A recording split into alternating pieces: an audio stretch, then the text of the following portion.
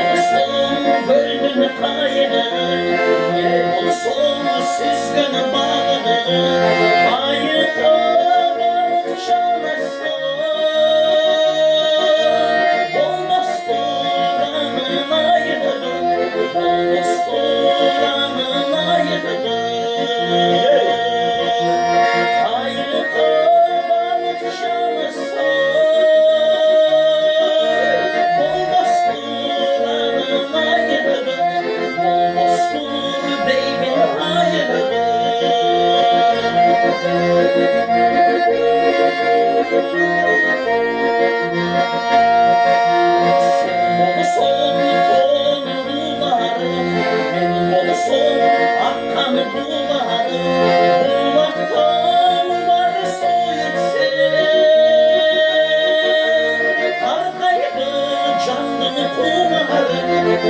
Kaybı canını kullanır,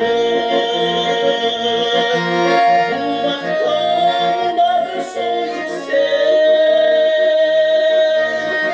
Kaybı canını kullanır, kaybı canını kullanır.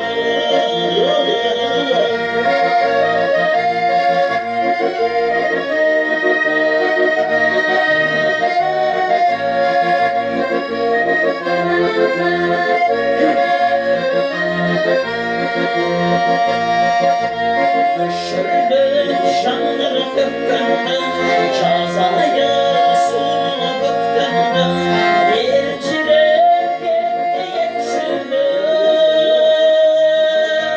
Birinci sizliği öpündü, ağaçlı çoluğu öpündü.